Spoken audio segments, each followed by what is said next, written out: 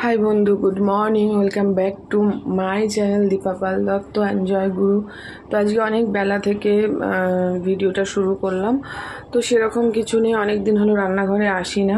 তো দেখো এখানে ডাল হয়েছে, আজকে কিন্তু একটু ডালটার টেস্টটা অন্যরকম হবে।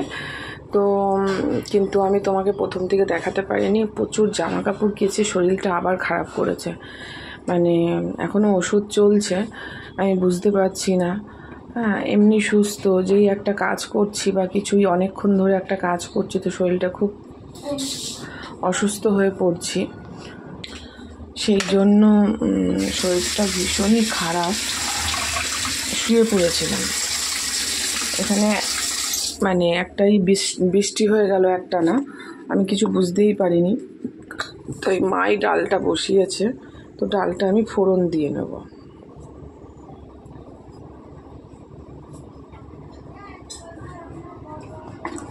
ডালটা আমি ফোড়ন দিয়ে নেব।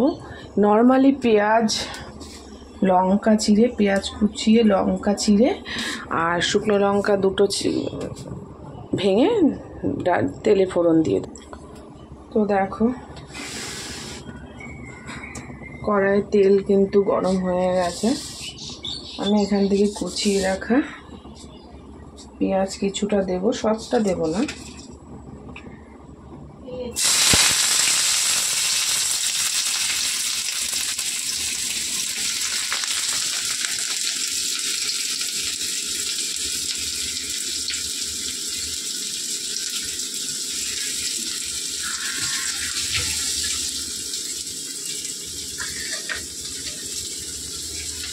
আর ভেঙে রাখা শুকনো লঙ্কা দিয়ে দেবো।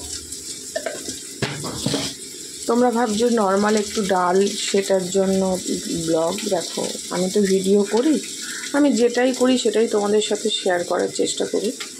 তো সেই জন্যই ভাবলাম চলো, অনেক দিন রান্নার সাথে কোনো যোগাযোগ নেই।